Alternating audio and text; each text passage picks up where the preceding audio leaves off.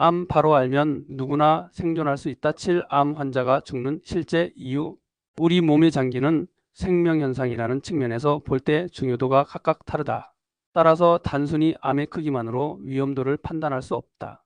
그렇지만 어떤 장기든 단 몇 그램의 암세포로 뇌세포에 죽을 만큼 산소 부족을 만들지 않는다. 이에 대하여는 이전 동영상에서 논리와 사례로 밝혔다. 몸에 4기 이상의 중한 암을 달고서도 10년 이상 건강하게 생존한 사례들이 있는 사실 말이다. 암 환자는 몸에 대체로 몇 그램 정도의 암을 갖고 있다. 동시에 거의 모든 환자가 이런저런 처방을 받는다.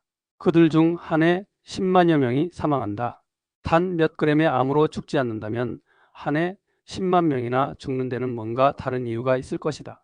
과연 암 환자들이 받은 처방이 암 환자들을 사망하게 만들었을까? 여기서는 암 환자들이 받는 처방 중 가장 많이 받는 항암제를 예를 들어보자.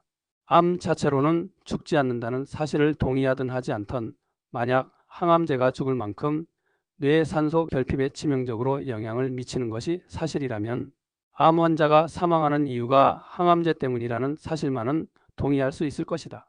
항암제의 정식 명칭은 세포독성 물질이다.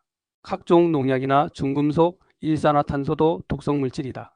다만 항암제는 다른 독성 물질과 달리 특이적으로 작용할 뿐 세포에는 모두 독성 물질이다.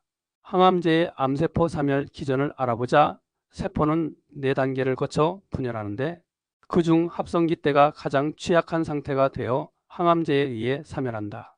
암세포 하나가 2개로 분열하려는데 항암제가 투여되면 둘로 분열하는 것이 아니고 그 하나가 아예 괴사하는 것이다. 수많은 암세포가 한 번에 동시에 분열하는 것이 아니므로 장기적으로 항암제를 투여하여 조금씩 줄여나간다. 6차 혹은 8차에 걸쳐 수개월 동안 투여한다. 그러면 암세포의 크기를 상당히 줄일 수 있다. 문제는 정상세포다. 정상세포도 암세포와 똑같이 분열을 한다. 다만 암세포보다 분열이 조금 느릴 뿐이다. 그런데 정상세포 중에도 암세포처럼 분열이 빠른 세포가 있다.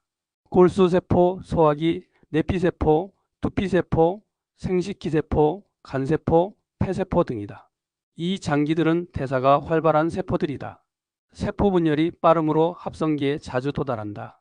따라서 암세포처럼 많은 타격을 입는다. 여기서 타격이란 죽거나 암세포로 바뀌는 것이다. 그러니까 어떤 암이었든 간에 항암제를 투여하면 세포 분열이 빠른 폐간, 골수, 소화기 장기에 암이 발병할 가능성이 농후한 것이다. 우리의 관심은 항암제가 인간을 죽일 만큼 뇌에 산소 결핍을 만드느냐 하는 것이다. 판단을 명료하게 하기 위해 80% 이상을 차지하는 2기 이내의 조기 암 환자의 증상과 항암제 증상을 비교해보자. 조기 암 환자도 항암제 받으면 상당수가 사망한다는 점에서 이 비교는 상당히 의미가 있을 것이다. 먼저 조기 암 환자는 대부분 증상이 없다. 기껏해야 만성피로, 졸음, 하품 정도다. 산소가 조금 부족해서 나타나는 증상이다.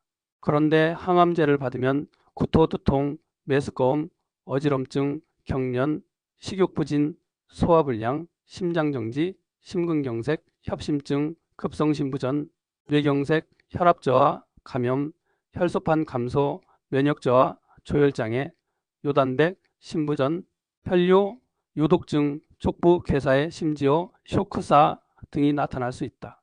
이러한 증상들은 예외 없이 산소가 부족해서 나타나는 증상들이다. 구토, 두통, 메스꺼움, 어지럼증 등은 뇌세포의 산소가 부족해져 나타난다. 감염, 혈소판 감소, 면역저하, 조혈장애 등은 골수세포 흉선 등의 산소가 부족해 나타난다.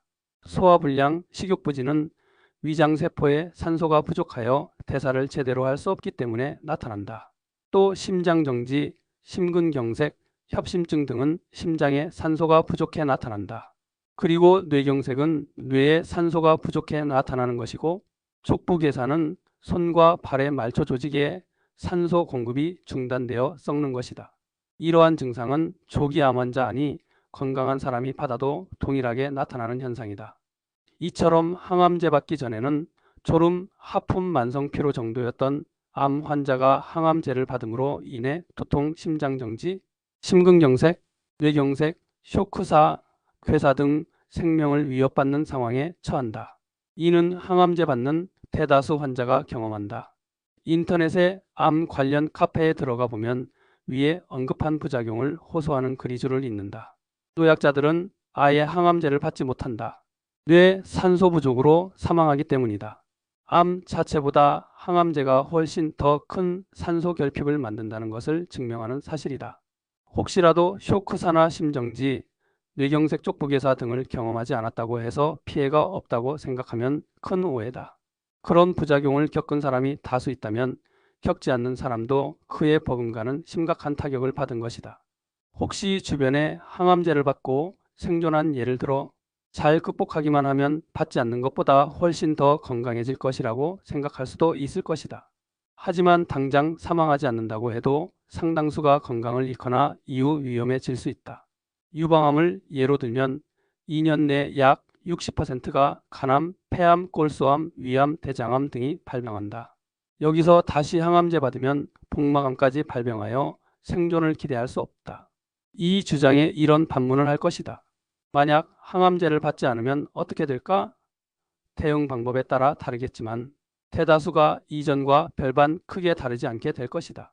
암이 2배로 커지는데 8년 정도 걸린다는 사실, 즉 1g의 암세포가 8년 후 2g이 된다고 해도 죽을 만큼 뇌 산소 결핍을 만들지 않는다.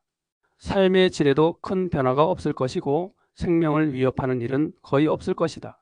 암 환자는 일정 부분 산소가 부족한 상태이다. 암 환자의 약 80%에 해당하는 2기 이하의 암 환자의 경우 단 몇 그램의 암으로 죽지 않는다. 물론 3기, 4기도 대부분 당장 죽지 않는다.